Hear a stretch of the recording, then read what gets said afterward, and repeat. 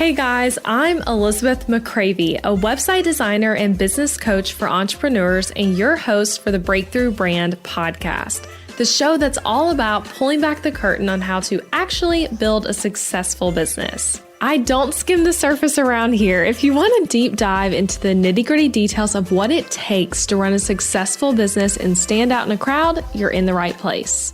After creating a multiple six-figure-a-year website design business in my 20s, I'm ready to share everything I've learned and everything I'm still learning because I believe the keys to building a thriving business should never be a secret. Here you'll find episodes that are actionable, direct, and fun, like friends chatting business over coffee, and a fresh, honest take on the reality of being an entrepreneur.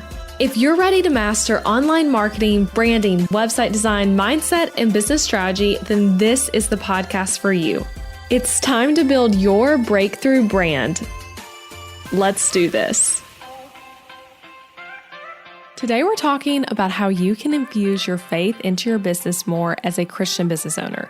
You know, maybe you're not running a ministry or even a directly Christian type of business serving other Christians, but you're just a Christian doing your thing and feeling called to talk about your faith more within your business or to just even integrate your faith life into what you do in your work more than you currently do, but you don't know how because you look at your business and you're like, hey, you know, I'm a copywriter, I'm a photographer, I'm a designer, I'm an online course creator. I'm not running a ministry. So like, how do these things relate? So this is such an interesting conversation and one that I've enjoyed having privately with friends and something I think about frequently in my own life. And when my friend Brooke mentioned like wanting to talk about this on the podcast, I was like, yes, this would be a great thing for us to talk about together because this is something Brooke is super passionate about as well. So like I said, I'm chatting with Brooke Jefferson. She's a business coach for moms with small businesses and also is a photographer. And she's a podcast host and she helps business owners get clear on their ideal client and offers and create a marketing strategy that results in consistent clients and sales. And after she's built multiple six-figure businesses, her thing is like she enjoys teaching other moms to do the same. And in this episode, we talk about a few different things. We spend the beginning talking about infusing our faith into our businesses and sharing about our faith boldly. But we also talk about podcasting and growing a successful podcast right now in 2023, even if you're like looking at the podcast landscape and maybe you're like, I love listening to podcasts. I've thought about starting one, but it feels really oversaturated. So it's kind of like two different topics into one. And again, two things that Brooke and I both enjoy. So if you're interested in talking about faith in your business, interested in growing and starting a podcast, this episode is for you. So here we go. Here's Brooke to introduce herself. My name is Brooke Jefferson. I am a wife. I'm a mom to two. I am a photographer and a business coach for moms.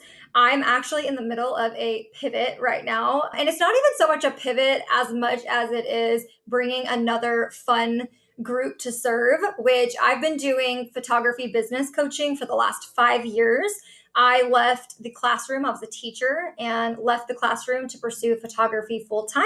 Was able to be very successful at that. And then because I am a teacher at heart, I wanted to turn around and teach other photographers how to build a successful business. And then in the last year or so, I really felt the Lord calling me to kind of jump out of the photographer pond and really expand into moms with a variety of different businesses. So that is what I'm doing today. Yeah, we were just talking before we hit record that Brooke, you had children before you had your business versus a lot of people who have a business and then add kids to the mix. So it's fun that you bring that perspective of like you've had your family the whole time you've like had your business and growing the photography business, moving to coaching, all of that. So it's awesome. So, okay. Let's get into this topic of sharing our faith and sharing boldly. And we're also going to talk a little bit about podcasting towards the end of this interview. So guys, if you want to hear about how Brooke has grown a really incredible podcast and started another one, we'll talk about that too. But to start, for like business owners listening who are Christians and are feeling like, yeah, I'm a Christian and that's like over here and business is over here. And like, that's like how it needs to be because like I don't run a Christian company. I just am a Christian with a business. What would you say for like why we should infuse our faith into our businesses versus just letting business be business and faith be faith?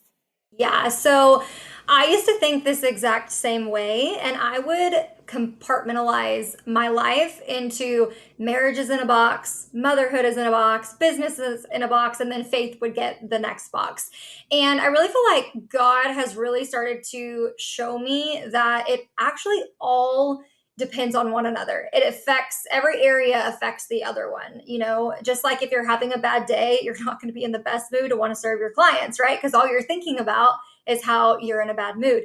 And so what I have realized is the more I grow in my faith and I infuse it into every one of those boxes and areas of my life, it has had such a positive impact. And you also brought up, the term Christian entrepreneur. And this is something that I struggled with for the longest time because I feel like Christian entrepreneur is one of the reasons that business owners who are of faith really shy away from wanting to share their faith at all because they don't serve a 100% Christian audience or clients, or they're not teaching a biblical method or perspective. And so I felt that way for a really, really long time. But what I started to notice was the more I would share my faith, the more like-minded people in the same faith would say that was the number one reason that I wanted to work with you. I wanted to listen to your podcast because I knew that we had a connection point of values. And so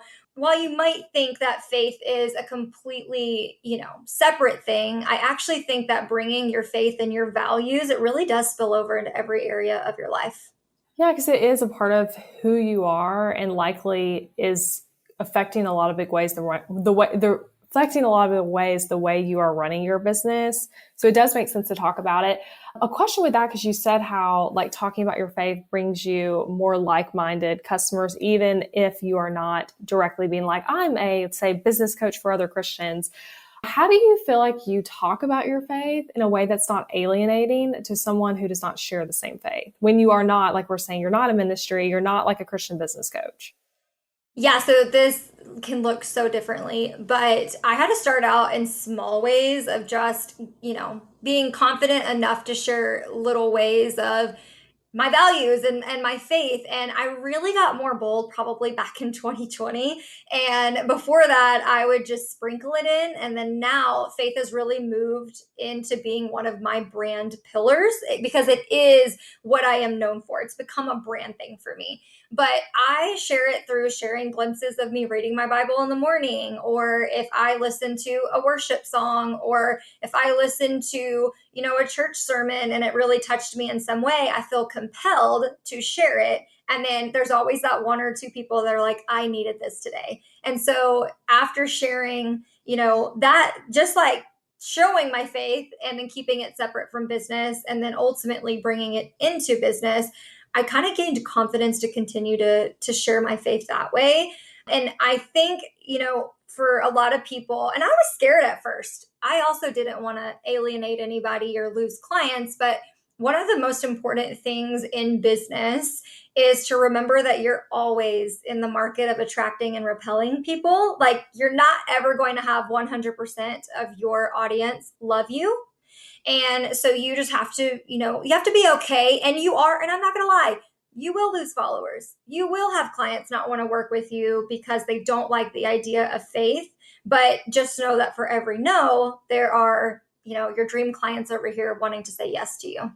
Yeah. And I do think especially as personal brands, it's almost like you're given this way through, the Lord is giving you a platform to talk about things that matter to you. So it can feel like and not everyone I think might feel led to share their faith, but if you do feel like God has put that on your heart as part of your business, it's worth doing. And something I'd add to, I totally agree with what you just said, Brooke, but I love and respect and learn from so many business owners who have completely different, I have plenty of friends who have completely different beliefs than me. And I don't find, when I think about business owners specifically, and so this is what I want people to think about, someone who is of a different faith, or maybe they're more into new age and woo-woo stuff, I can still learn from them and want to buy from them and not have the same faith as them.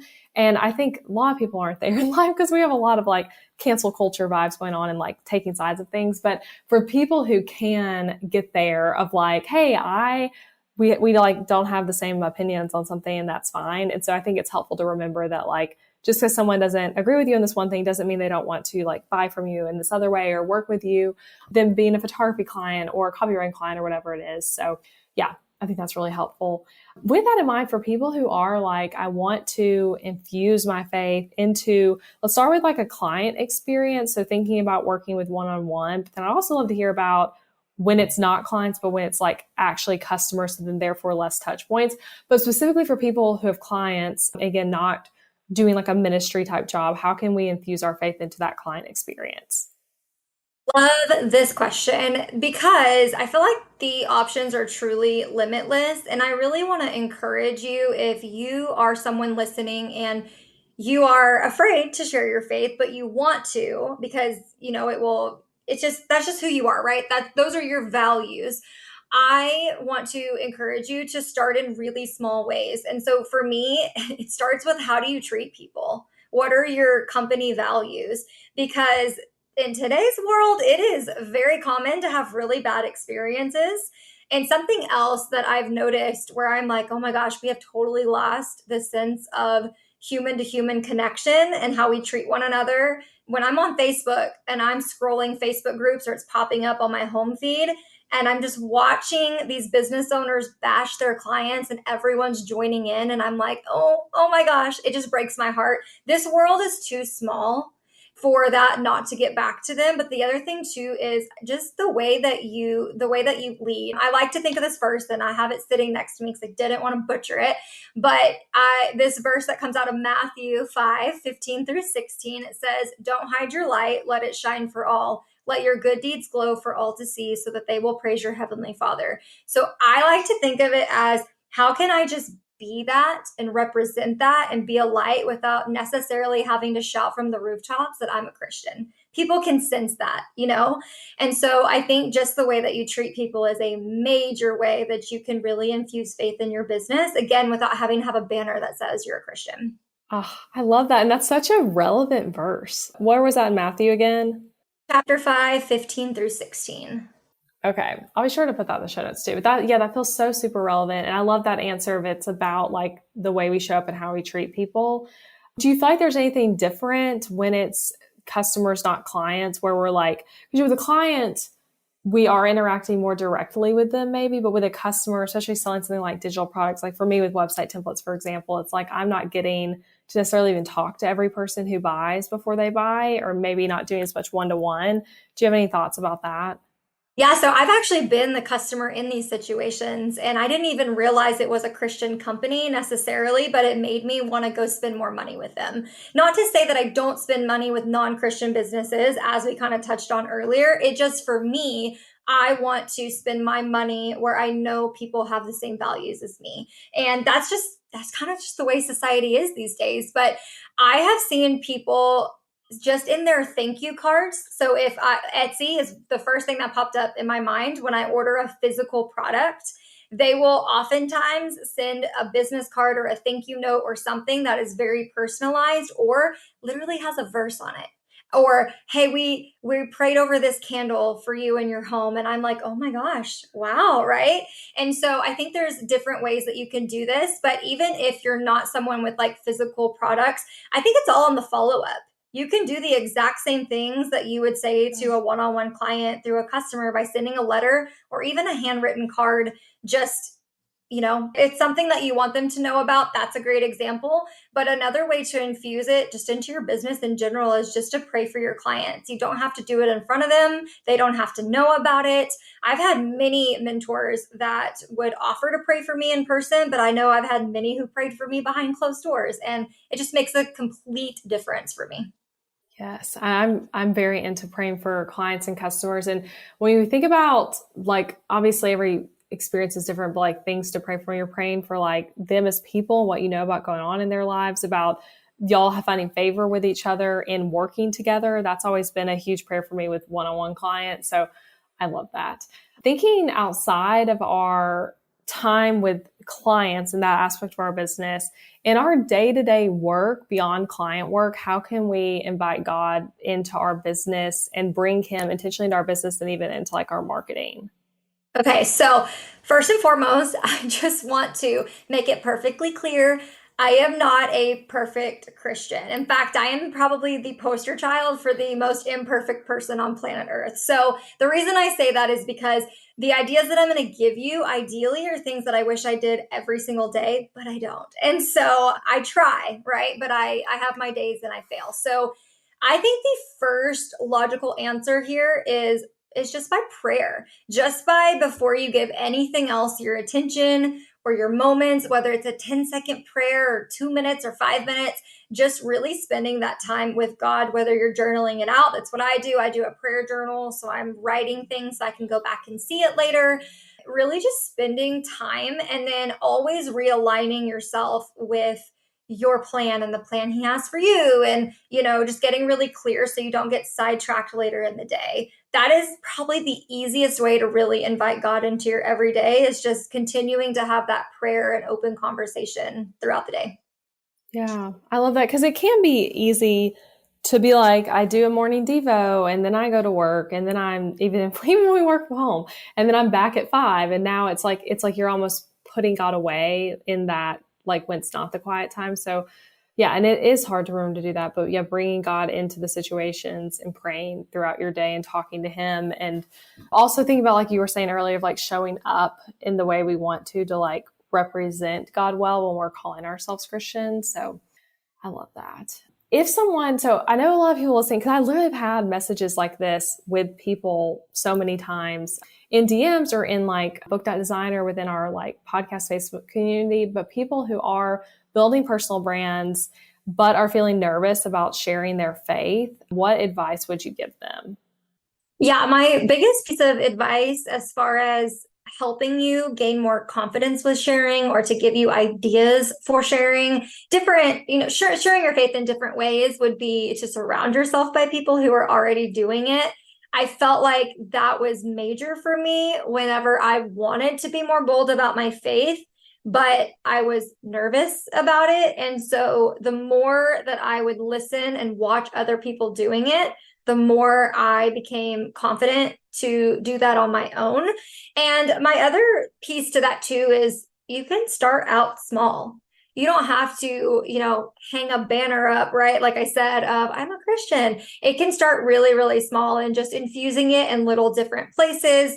Again, best place to start, you could start sharing on your Instagram stories or in an email. You could talk about a story about how you were leaving church or what you got that day. Or simply another thing that I did in the very beginning was, whenever I was in my Bible time in the morning, I would take a picture on my Instagram story or a boomerang, and then I would just put like what was coming up for the day. And so people could see it, but I wasn't necessarily talking about it. So start out really, really small with bite-sized ways, and you will gain more confidence and be more bold in sharing your faith.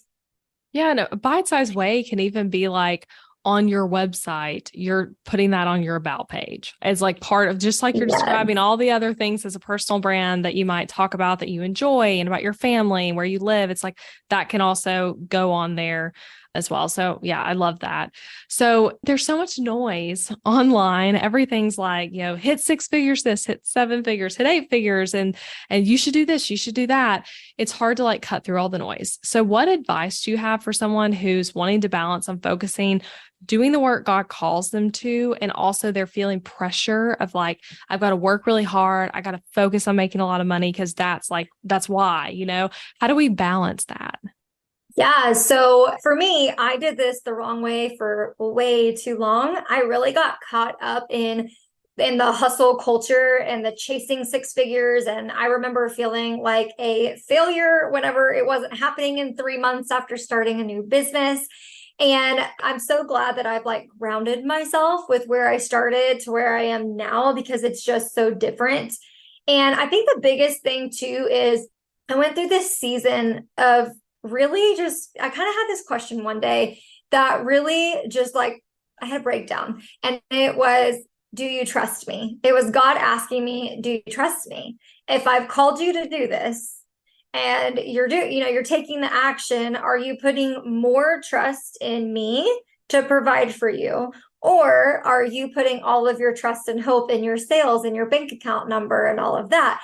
And so, and again, like this goes so deep, and you would need to bring on like a neuroscience coach and stuff to go all the way back to our stories of when we're children. But this has been the biggest struggle in my life is I felt like I always had to take care of myself. I couldn't depend on anybody. I could never let a man provide for me. I had to do it myself. Like that was a big part of my story. And so having that come into business and learning how to balance that, again, it's very upside down and backwards from what the world is telling you. But again, like when you are a Christian, God's kingdom is the upside down kingdom. And so you're going to have to do things a little bit differently. So if you're struggling with balancing, how do I chase after money and hit my sales goal versus also trusting God? Honestly, the answer is surrender. And it doesn't make any sense, but that's what you have to do is surrender on a daily basis. Yeah. And you're right. It doesn't necessarily make logical sense, but once you like experience I would say like need in your business to do that, like when you realize that like, hey, my success is not all my own and I can't do this all on my own, it makes it a lot easier versus when we live in like kind of the false reality that like, hey, everything is because we did this great way and it's no blessings from God. It's just like us and our effort, which is not how it actually works. But when we think that way, it can feel harder to do what you're saying. But once you realize where your strength comes from and like the ways God's blessing you in your business is really helpful. So I love that, Brooke. How would you encourage Christian business owners to show up bigger? Man, yeah, I think that's even something that we could all ask ourselves. So the listener really asking themselves, how can I take my next step? How can I go bigger? If I'm already talking about it, how can I go bigger? And for me, it's really about just being more bold. And my biggest ask would be, while the world is begging you to bend and sway from your values so that you'll be more popular and be more accepted and make more money, my biggest ask is just for you to stay true to your values and not be ashamed for what you believe in, because the world is crazy out there. You guys, it's only going to get worse. The Bible like preaches and teaches to you that persecution is a natural part of this journey because you are walking the narrow path. And so I just want to encourage you to be bold. And some days when it feels like, people are tearing you down or you get like a nasty message in your DMs, which by the way, I also want to encourage you guys, that has only happened twice in the entire 10 years that I've even shown up online. I mean, it doesn't happen. And maybe it's because I don't have 1 million followers. I don't know. But also like I'm prepared for that when it does happen. But for the days you feel really lonely about it and you're in your own corner, I just want to encourage you that there are plenty of us Christian business owners that are here with open arms to support you and encourage you and cheer you on. So yeah, just be a little more bold today. That's my big ask. Yeah. And that's a good point. Like it's going to look different for everyone. And maybe even asking God, like, hey, what are you calling me to for me specifically? Like that might look different than Elizabeth and Brooke or different than this other business owner over here. But how is God calling you to show up in your business with your unique clients and customer situation and your unique platform too? Because, like right now, Brooke, we're having this conversation on my podcast and it's like, I have this platform that I can bring these conversations, and everyone listening has different kinds of platforms too, whether it be social media or other types of content you're creating and things like that. So I really love that. Are you looking to upgrade your website without redesigning everything from scratch? Because, hey, you can improve things without starting completely over. If so, you need to check out my Show It add-on templates. In my template shop, you'll find podcast pages, sales pages, a landing page bundle, and the all-new quiz template and speaker page template. These templates can be added to any Show It website in just a few clicks and integrated into what you're already doing, which is pretty sweet. When you purchase, you get access to tutorials where I'll show you exactly how to set everything up and customize your new pages with ease in under an hour. So go to elizabethmccravey.com/shop to see all the add-ons and the full site templates as well. Now, back to the episode. Okay, let's talk a little bit about podcasting. I know it's like a hard pivot, but it is like when we were talking about having you on the podcast, it was like, okay, I really want to talk to her about faith, but I also really want to talk to her about podcasting. So let's tie the two together. So let's first, I guess, talk a little bit about your two podcasts and your journey as a podcaster and like what you've done with your first show. I know the other one's very new, but just kind of what your journey is like there to give some people some context of your podcast. So it might feel like a hard pivot for you, but for me, I'm like, nope. I mean, I think it kind of fits because I wasn't really a huge listener of podcasts when I started mine. I just had a show here or there that I would listen to, and I was very new to the podcasting world. But again, it was a year after I left the classroom. So 2019 is when I started my podcast. Nobody asked me to. Nobody was begging for it. I just felt like compelled and called to start a podcast. And so I did. I started with an audience of 0 people, and I grew it from, I mean, I remember in the first 3 months, there were probably a max of 10 to 12 listens per episode, not even kidding. And then I started doing guest interviews and airing those on the podcast, and it started to grow the audience and it started to pick up traction. And the first podcast that I built was the Book More Clients Photography Podcast. It's like your hub for all things photography business and marketing. But with that being said, I grew that show. I've never been as consistent with anything as I have been with podcasting.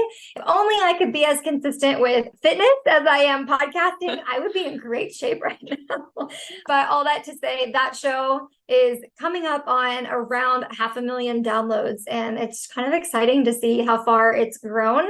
And then more recently, I started a new podcast. Again, at the beginning of our conversation, I talked about pivoting, jumping out of this photographer pond and into really serving any mom. And so we started the Business Mamas Tell All podcast. And that show, the whole reason that I did that show was because I wanted to give short, actionable episodes for moms because we are busy. We don't have time to listen to, an episode every single day. And I wanted it to be solo episodes, short, quick, and actionable. And then there are interviews on there with other moms in business talking about the journey. Like, how did they get into business? Did they used to work a corporate job? Did they grow up from the time they were 10 years old wanting a business? And so I wanted to create this next podcast as a way to really encourage moms and give them practical business strategy. So with your 2 podcasts, why not just pivot the Book More Clients podcast to a new, because I know you're not really planning, at least right now, to produce more episodes on it. Why not just keep that same feed, keep all those reviews, all those people who are subscribed, and change the name and the content way of doing it? Yeah, such a good question. So I wrestled with that a lot and had to journal about it and had so much confusion. And there's 2 reasons. Number one, as I journaled it and prayed about it, I really felt like God was like, no, we're going to start new, right? We're going to clear that bench and we're going to start new. And if you will trust me, I will show you what we can do with this new business pivot. I also didn't want any confusion with the current listeners because not everybody in my photography audience is female, nor are they moms. And so I felt like it was almost a disservice to them.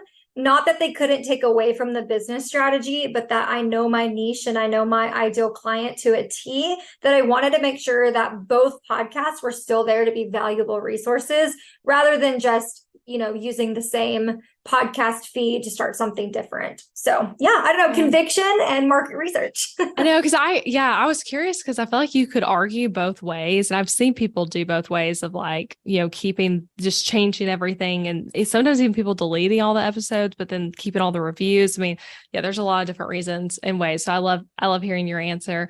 Okay. Now another question with podcasting. So you're starting this new show. You did the other show. What did you say that was in? Did you say 2019, 2020 that you started, or 2018 that you started that podcast?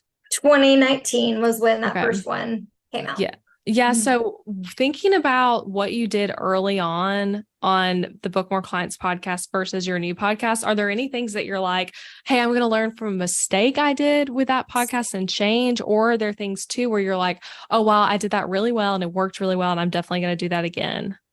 Yeah, the biggest mistake that and I guess it's more like a learning lesson, I wouldn't even say it's a mistake, is I waited way too long on that first podcast before I was okay with pitching an offer. So the first, like if you go back, you won't hear a single pitch for the first year and a half that I did the Book More Clients podcast. Nothing. There's not a single thing on there. It's just free value, not a single pitch. So this time I want to, because I view selling very differently, right? I know that I'm serving through coaching, through selling. And so I am not going to wait that long to pitch on my episodes. And what I would say though, more than anything, I'm using it as a model of how a successful podcast, how I built one. And then using the same structure to build this second one is really what I'm using it to compare myself with. Yeah. And it's interesting. I think a lot of people are afraid to like pitch their stuff. And I also waited too long-ish in a different way than what you're saying, but also waited too long. I know you said you felt like you saw a lot of traction with that podcast once you started having the interviews. Can you just talk more about that, of like why interviews and how specifically, like how you leveraged the interviews to get more listeners?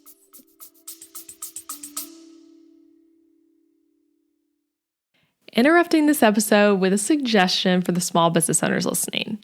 Ever wonder what you should do for healthcare when you and your spouse are both self-employed, so there's no work-provided health insurance to participate in?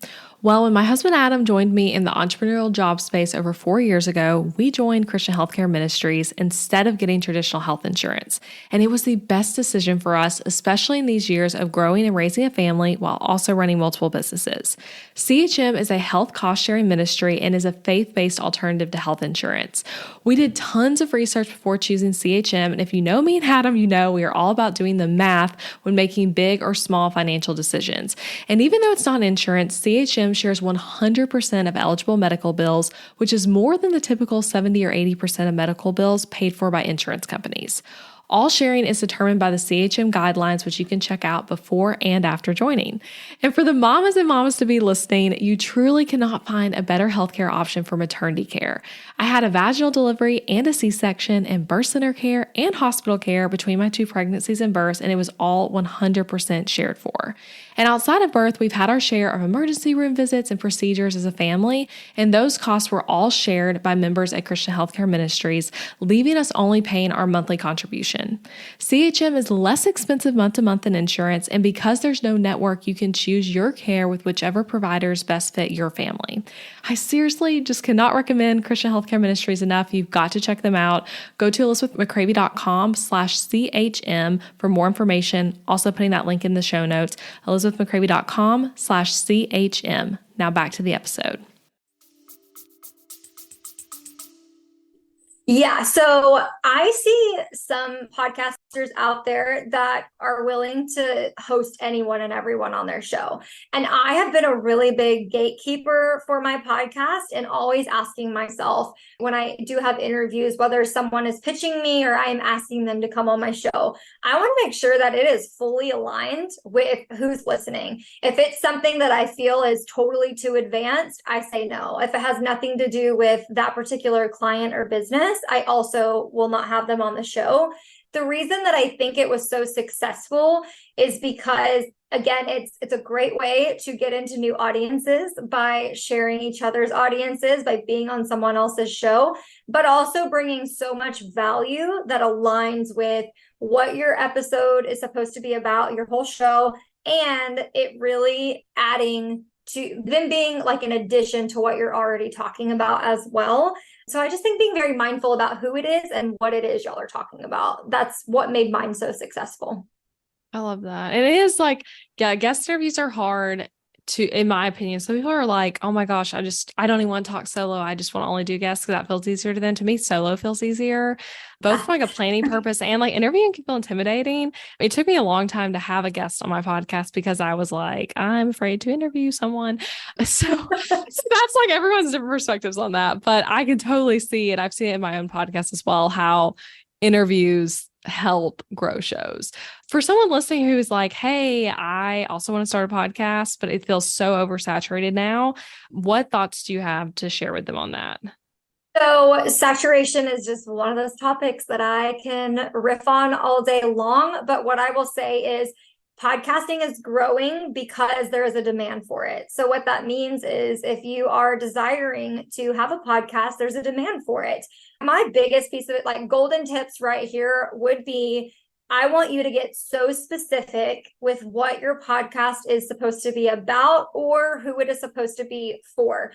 I know a lot of people think the broader I am, the more listeners I could have. However, I want to invite you to use podcasting as a revenue generator in your business. The Book More Clients podcast is the number one sales generator in my other business. And it's because I have been so specific with who that's for, what topics we're talking about, and keeping everybody on the same page. So yeah, again, don't be afraid to be specific, and you don't need a broad show. And then the other thing is, I would not start it if you can't commit to it. See, that's the thing about podcasting, is that consistency is what builds that trust with your people, to where I now expect every Tuesday there's going to be an episode from Elizabeth, right? That's how you want your podcast listeners to be ready for that next episode. So you definitely don't want to start it if you can't commit to it. Yeah. And that's a real thing, that there is a podcast graveyard of so many shows that have I feel like the magic number is just 3 episodes or maybe 10 or 15, and then they've stopped, which there's no shame in that, because there is plenty. Podcast is harder than people think. I think sometimes people are like, oh yeah, I'll start a podcast, just record a little bit and that's it. But it's an investment of your time and your business finances even. I mean, I'm spending probably a couple $1,000 a month just for the production between team and software on my podcast, not even talking about the time I spend on it. It is work in that sense. And that's something to remember.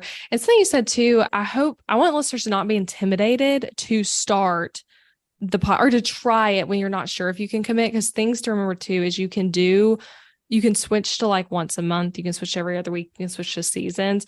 But something I like to encourage people in is trying for the minimum viable product concept of just commit to 10 episodes, 6 episodes, whatever it is, your number is that you're going to do. And then be okay, I'm going to evaluate after this amount of time, do I want to keep doing this?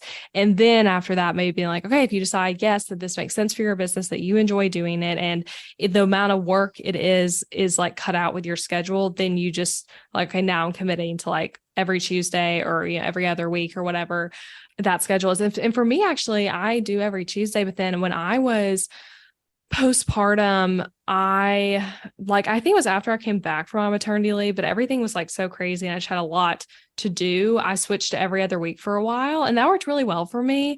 And I didn't do any kind of announcement where I'm everyone, it's every other week now. I just kind of did it and was hey, y'all can deal with this. And I'm going to be really intentional about the episodes I put out, but it's not going to be as consistent. And that worked too. But I love that, yes, it's not oversaturated, and there's still room for you in the podcasting space. Do you have any other thoughts and encouragement and advice even about podcasting that maybe I'm not touching on? No, I love that you brought up the point about the consistency. And again, that wasn't to deter anyone from starting. It's just, the cool thing is, luckily, we can do incredible things like batching podcast episodes that help you be more strategic and more consistent.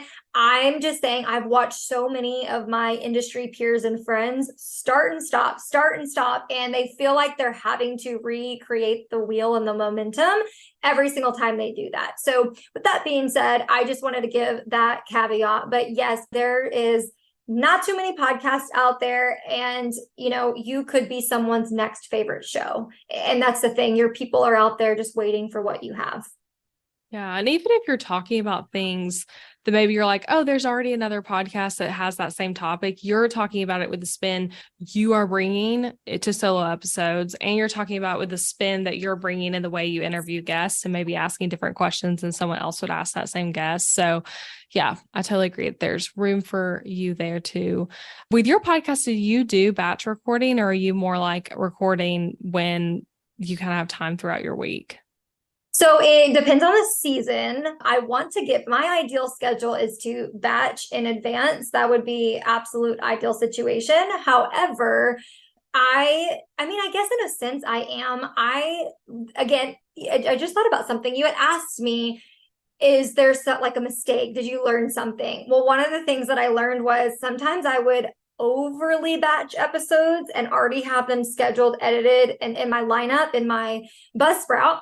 And then I would be like, well, let's throw in this like random promotion. And then I couldn't even use the podcast to talk about it. And so one of the things is 30 days in advance is good for me, with a couple of extra episodes not even edited yet. Just in case I need to pull from the batch, I have that. So yeah, so I think instead of going from 90 days batched, I'm going to like 30 to maybe 45 days batched. Other than that, it's too far and it's too much. And, if COVID taught me anything, it's that life is no longer predictable. Yes. And that's such a good point, because it really can.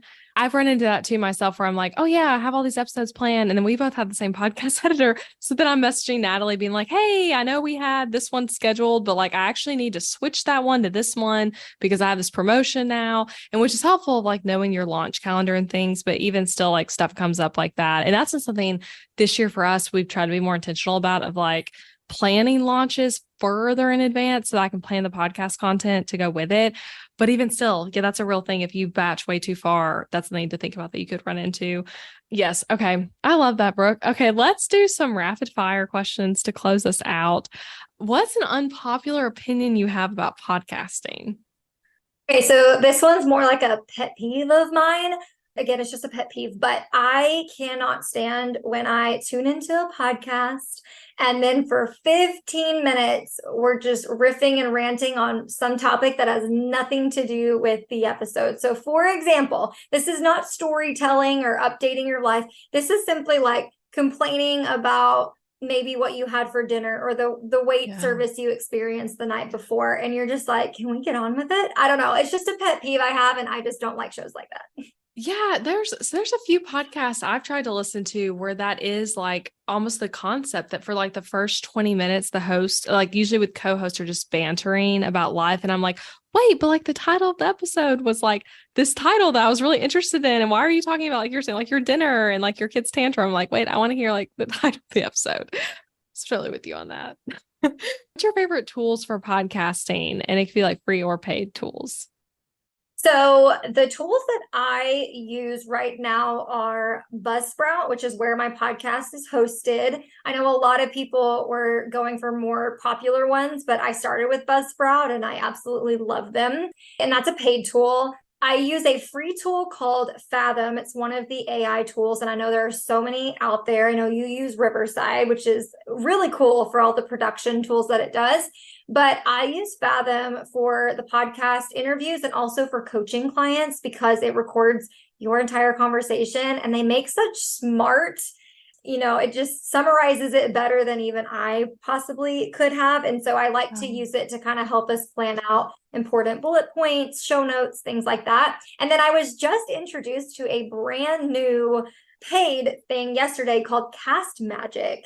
And you upload your podcast or YouTube or whatever it is that you have, and it will literally create newsletters, show notes, 10 episode titles or blog titles, keywords. It is the coolest thing ever. And so it's like having a virtual assistant for podcasting. So I love it. We're going to look into it and see how we can use it.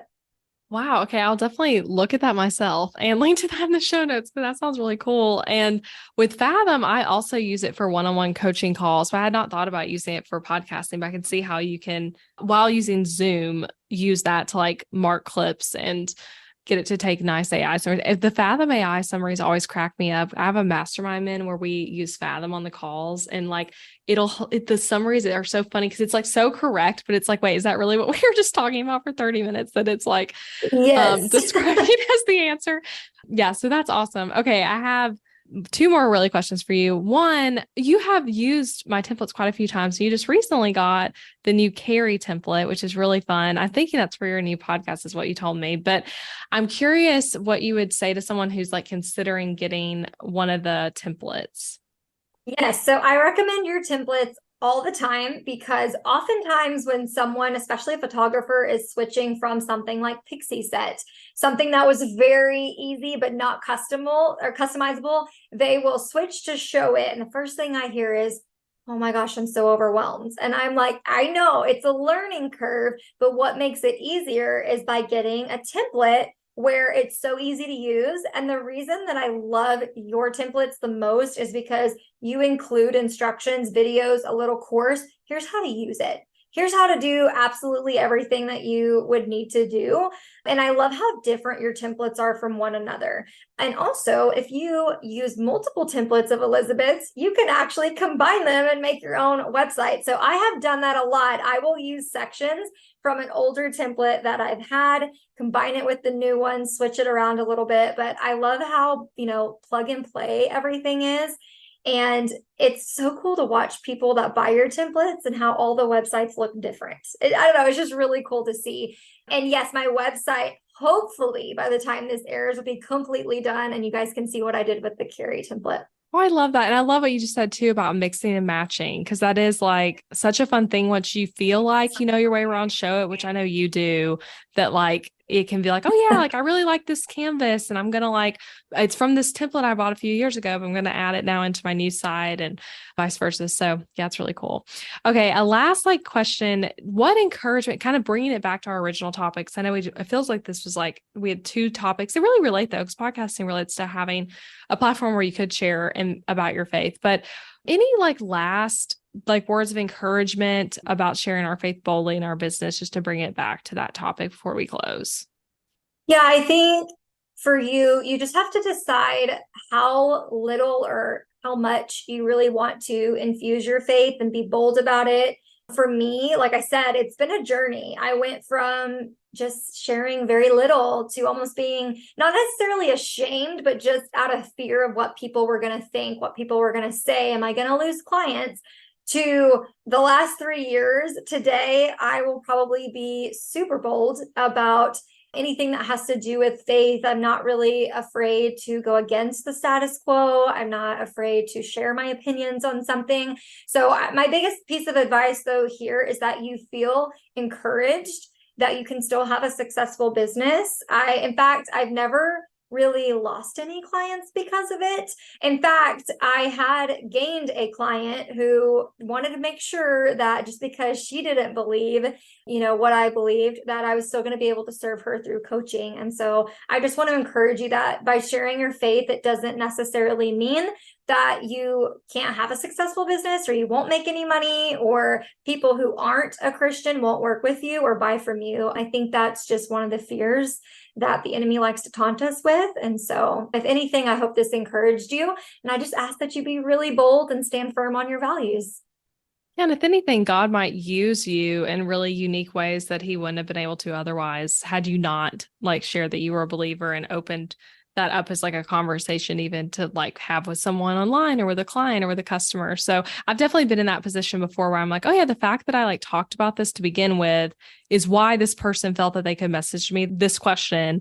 And now we're able to talk about this thing we wouldn't have been able to otherwise. So I love that, Brooke. Okay. Tell everyone where they can find you and connect with you.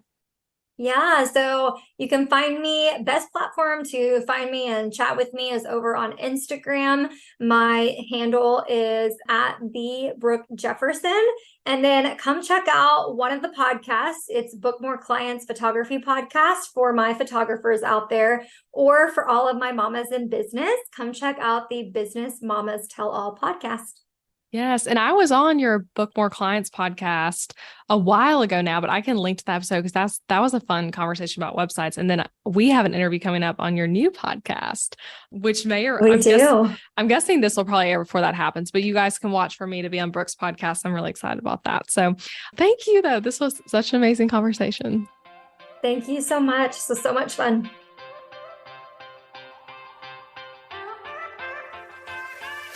Thank you for listening to this podcast episode all the way until the end. I appreciate you being here. And if you enjoyed this episode, then I want to invite you to check out my website template shop too.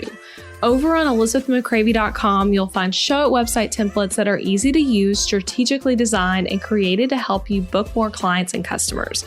Maybe your current website is really boring. Maybe it's a challenge to update, and maybe even it's that thing that you really feel like is just completely holding your business back. Your website needs to be strategically and intentionally designed in order for it to convert your viewers into raving customers, and that's exactly what my M-Shop templates do. So these are pre-made show it website templates where you can plug and play your content into it with ease and then get started with a website that's designed to actually help you make more money. These templates are designed to be SEO friendly on the back end, and they're not just pretty, but they are very strategic and with all the strategies I teach on this podcast. And best of all, they're easy for you to set up all by yourself. So shop them at elizabethmccravey.com/shop and come join the M-Shop family of hundreds of happy customers. And as an added perk, you can use the code BBPodcast at checkout to get 10% off any template as a thank you for being a part of the podcast family. So that's BB Podcast for 10% off any template over at elizabethmccravey.com. And if you love this podcast, don't forget that you can subscribe on Apple Podcasts so that you never miss an episode, and leave a rating and review for the show wherever you're listening. Share it with a friend, share it on Instagram or Facebook. That's a great way to support the podcast and get the word out. All right, I'll be back next week with another new episode.